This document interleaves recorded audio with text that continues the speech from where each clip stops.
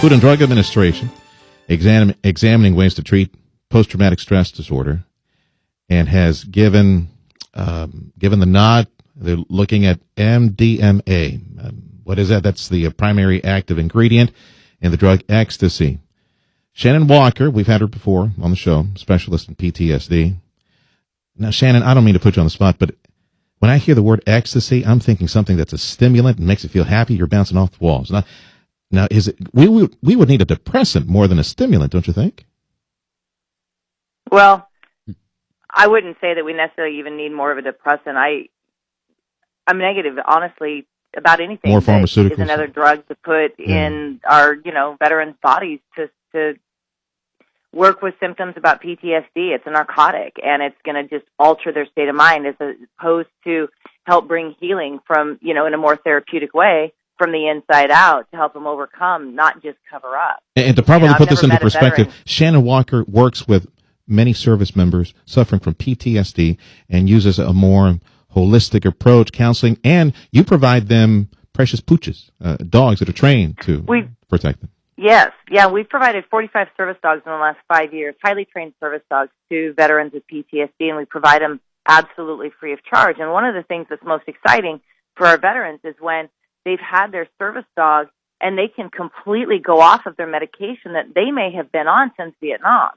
And I've never met another veteran or, anybody that I've worked with that was excited about another narcotic. And even though, I'm all for absolutely, we have to help our American heroes and we have to understand PTSD and we have to find a way to help them and give back. But giving, for them to take a pill every day to help minimize those symptoms, it's no different in my mind, and I am not a doctor, but it is no different in my mind than any of the other medications that they are continuously given. Yes, ma'am. That they have been on. Yep. And that's my initial. No, I hear you, Shannon. That's my all these psychotropic drugs do more candy, more harm. Another bottle of candy, absolutely. Shannon Walker is a specialist in PTSD. Shannon, Tim Sullivan here, in complete agreement. But how do you feel about medicinal marijuana? And I know that THC is also another drug, but it's relatively mild. It's nothing like ecstasy, which makes no sense. But you have a whole lot of veterans who will who are given thumbs up to medicinal marijuana.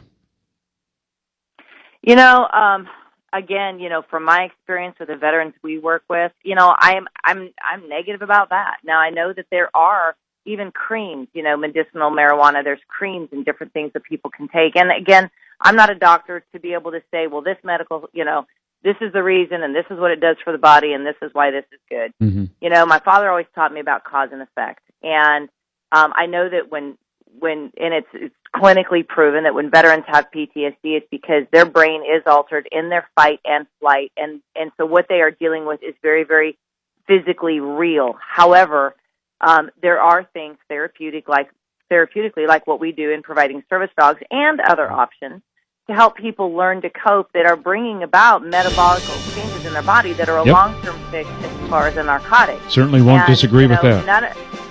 And one of our qualifications for our veterans to receive our dogs is that now medical marijuana, that would actually be legal. But the fact is that our veterans have to be living a healthy lifestyle free from narcotics and abuse of any kind of drug in order to have our dogs. All right, Shannon, thank you much. Shannon Walker works with PTSD all the time. The Food and Drug Administration is examining ways to treat PTSD. It's now looking at MDMA. That's the primary active ingredient in the street drug known as Ecstasy, which could hold a key to helping PTSD sufferers. Joining us on the KOGO News Live line, a specialist on PTSD, Shannon Walker, and she's with Northwest Battle Buddies. And Shannon, how can this drug actually help people who have PTSD? What does it do? Well, what it does is it minimizes their symptoms. I mean, it's another narcotic that minimizes the symptoms that they experience, when they have these invisible wounds of war. For me, having Northwest Battle Buddies, where we provide service dogs to combat veterans who have PTSD, we come with a very holistic approach. So even though I'm not a doctor, in the 45 veterans that we've provided service dogs for in the last 5.5 years, I've never met a veteran who is excited about another narcotic to put in their body. What they are most excited about is after receiving their dogs, many of them have completely gone off of their medications, and some of them since Vietnam. And so even though I'm not a medical doctor, I look at this as just another narcotic, another Band-Aid, and I'd like to see them use their funds in a different way, in a more holistic approach to actually bring healing from the inside out, because then that not only, helps the veteran, but it helps the family and the community. Now, is it a narcotic or a psychedelic? It's a psychedelic. But so, yeah, thank you for that. But the fact is that the main point of it is it minimizes their symptoms because they take the pill, which has to be a reoccurring thing. But they're not learning to cope and overcome, and it's just one more. And actually, when we provide service dogs, one of the things that our veterans have to do is go through 6 weeks of training.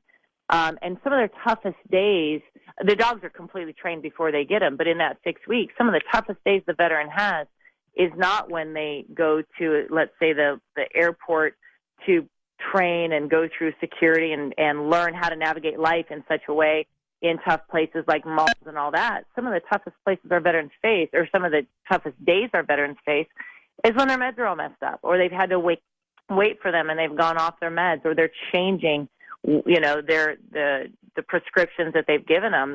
It's very, very difficult on the veteran. And again, go ahead. But can't a drug like this, which they're saying could be a breakthrough, can't it reset the brain in a way, redo the wiring to where it helps? And don't some people respond better to medication? You know what? That has not been my experience. I'm not a doctor, and in the studies that I've read, I don't see where it does reset the brain. I could be wrong on that, but my understanding is it minimized the symptoms of being the psychedelic. It minimized the symptoms of PTSD, and it did bring instant relief. But then I would say, for how long and what does that look like? And I will say this. I am for anything that helps our veterans, that makes their life better, to help them overcome and have a quality life, freedom of the isolation, as one of the main symptoms of PTSD. I'm all for that. And so, whatever we can do. But my first instinct on this is negative, just because of the veterans that I have dealt with, dealing with their medications and the pills and everything else that they have been working with as their answer to their symptoms since they got out of the military as far back as Vietnam, has been a real struggle for them. Well, and one can understand how it can be a very difficult thing to treat as well. This is people who have PTSD. They have it for a reason, and so you're going to have to go back at least through some psychotherapy, I would think, and help work through the things that bring on these feelings. Absolutely, and I don't think that there's any one answer for every person. I mean, even a service dog is not the answer for everybody, and it does take a variety of avenues and approaches to try to make a difference. But I will say this: I do believe, and again, it's my experience that the veterans that I've dealt with, that so much funding is put for narcotics and medical things like that, which can be a Band-Aid or which can alter their state, as opposed to, the VA or the government wanting to put funds in organizations that do come from a holistic, more long-term, healthier approach. And that's where some of the conversations that I have with the veterans, that's where our conversations stem from, and that's their general opinion and desire. They're wanting more holistic approaches as opposed to another narcotic or a psychedelic, like you said. And so, it's not an easy answer. There are no easy answers. It's a definite problem that we have in society. And I don't want to say and I'm not at all meaning our veterans or the PTSD is a problem, but we need to serve them. They have served our country. They are still continuing to serve. They are still continuing to deal with the invisible wounds of war, and anything we can do to help them and let them know that we care for them and we appreciate them, and help them have a good life, a great life of freedom and independence. They deserve that. All right, Shannon, thank you so much. That is specialist on PTSD, Shannon Walker, joining us on the Kogo News Live line.